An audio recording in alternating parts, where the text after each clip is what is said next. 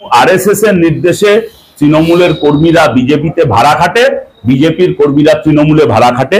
ওখানে যখন ধর্মঘটীদের প্রতিরোধে তৃণমূলের বাহিনী এলাকা ছাড়া হয়েছে, তখন তৃণমূলের হয়ে বিজেপিতে ভাড়া খাটা তৃণমূলীরা লাল ঝান্ডা তুলে দিতে নেমেছে।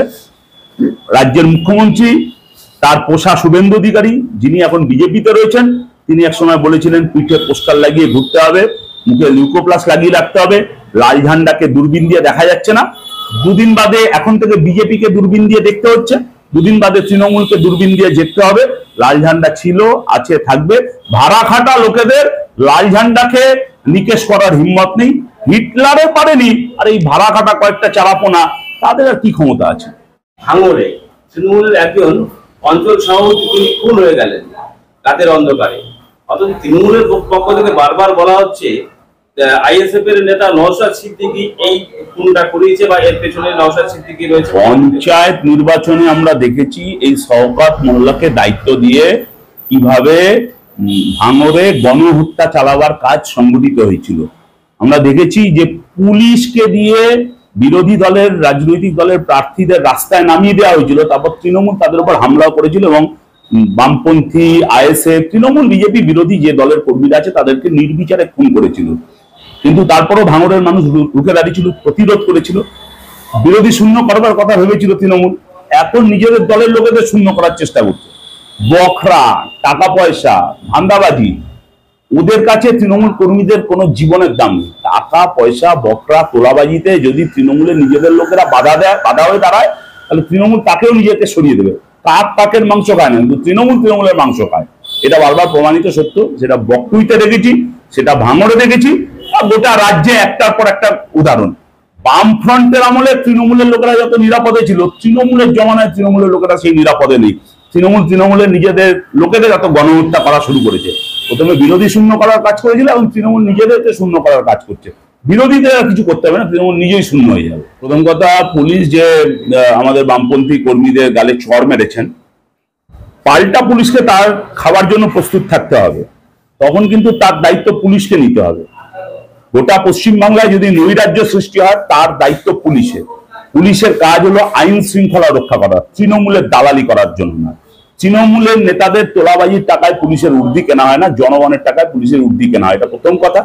দ্বিতীয় হলো, ধর্মঘট ভাঙার পিছনে প্রথম কথা, মোদির চেয়ে দিদির দরদ বেশি, ধর্মঘটের দিন প্রমাণ হলো। আর পশ্চিমবাংলায় মোদী সরকার চলছে না দিদি সরকার চলছে, ধর্মঘটের দিন আমরা বুঝতে পারলাম না। কেন্দ্রীয় ট্রেড ইউনিয়ন গুলো, কেন্দ্রের সরকার, কর্পোরেটের দালাল কেন্দ্রের সরকার, তার বিরুদ্ধে অসংখ্য ইস্যুতে, তাতে শ্রম কোড বাতিলের ইস্যু আছে, 12 ঘন্টা কাজের অর্ডিন্যান্স জারি করছে, সেটাকে বাতিল করবার দাবিতে লড়াই আছে, ন্যূনতম মজুরি আছে, সমকাজে সমবেতন আছে, ক্ষেত মজুরদের মজুরি, কৃষকের ফসলের দাম, অসংখ্য ইস্যু নিয়ে সেই ধর্মঘট ডেকেছিল কেন্দ্রের সরকারের বিরুদ্ধে যুদ্ধ ঘোষণা করতে।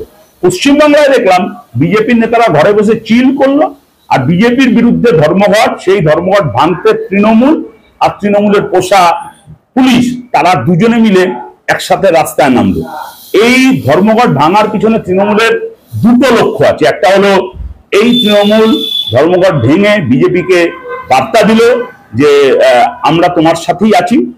আর কর্পোরেটের বিরুদ্ধে যেহেতু এই ধর্মঘট, তৃণমূলও যেহেতু কর্পোরেটের দালাল, তাই এই ধর্মঘট ভেঙে তৃণমূল কর্পোরেটকেও মেসেজ দিল যে আমরাও বামপন্থীদের বিরুদ্ধে, শ্রমজীবী মানুষের বিরুদ্ধে, কর্পোরেটের পক্ষে। এই যে দেউচা পাচামিতে আপনি দেখছেন না, তৃণমূল এত মরিয়া, বেপরোয়া, আদিবাসীদের জমি জঙ্গল উচ্ছেদ করা হচ্ছে কেন? কর্পোরেটের কাছে তৃণমূল মাথা বিক্রি করে দিয়েছে। সেই কর্পোরেটের প্রতি দায়বদ্ধতা থেকে তৃণমূল এই ধর্মঘট ভেঙেছে। কিন্তু জনগণ বুঝিয়ে নিয়েছে যে তৃণমূলের ওই দাদাগিরি পশ্চিমবাংলায় আর চলবে না, খেলা শেষ। এবার জনগণ প্রতিরোধ করবে, পুলিশ নামিয়ে এখন সেই প্রতিরোধ ভাঙতে শুরু করা হয়েছে। কিন্তু যদি তৃণমূল, গুন্ডা, পুলিশ সমার্থক হয়ে যায়, তাহলে পশ্চিমবাংলার মানুষ রাস্তায় নেবে। এই তিনজনকেই কি করে মোকাবিলা করতে হয় এটা জানে, সেটা ধর্মঘটের দিন রাজ্যের মানুষ প্রমাণ করে দিয়েছে। এখন কথা, মনোজিৎ মডেলে তৃণমূলের নিজেদের মানে ঘরের যে মহিলা কর্মীরা আছে, তাদের কি অবস্থা ভাবুন। 2-3 দিন ধরে আমার গা ঘিম ঘিম করছে, রি করছে। সোশ্যাল মিডিয়ায় এই মনোজিতের যে ধর্ষণের ছবি এসছে, প্রথম কথা তো এই জিনিস দেখা যায় না। যারা সোশ্যাল মিডিয়ায় এটা পোস্ট করছেন, তারা মনোজিতের মতনই অপরাধ করছেন। কিন্তু এর থেকে একটা বোঝা যায় যে তৃণমূলের সঙ্গে যে মহিলারা রয়েছেন তারাও কিন্তু তৃণমূলীদের হাতে নিরাপদ নেই। মহিলারা কিন্তু আপনি অত সরলীকরণ করবেন না, মহিলারা কিন্তু বেপরোয়া হয়ে তৃণমূলের বিরুদ্ধে রুখে দাঁড়াচ্ছে। তার প্রমাণ আরজি করের ঘটনায় আমরা পেয়েছি। আর দ্বিতীয়, এই যে ধর্মঘট ভাঙতে তৃণমূল দেখলাম ঝান্ডা নিয়ে আমাদের ধর্মঘটি, বামপন্থী, ট্রেড ইউনিয়ন, সাধারণ মানুষ তাদের বিরুদ্ধে নামলো।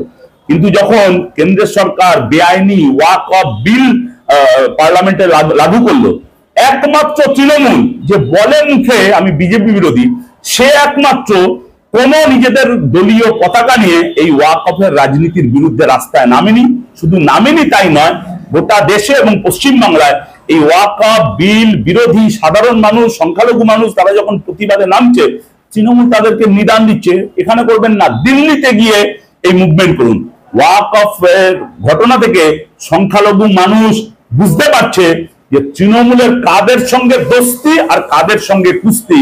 কালীগঞ্জের ভোটে সেই সংখ্যালঘু মানুষ তাই সরতে শুরু করেছে, কিন্তু সংখ্যালঘু মানুষ সরে যাওয়ার কারণে তৃণমূল দেখলেন কালীগঞ্জে একটা সংখ্যালঘু পরিবারের 9 বছরের ছেলেকেও রেয়াত করেনি, 9 বছরের মেয়েকেও রেয়াত করেনি, তার গলায় বোমা মেরে তাকে খুন করে দিয়েছে। সংখ্যালঘু মানুষ এগুলো সব মনে রাখছে, সুদে আসলে এগুলো আদায় করবে।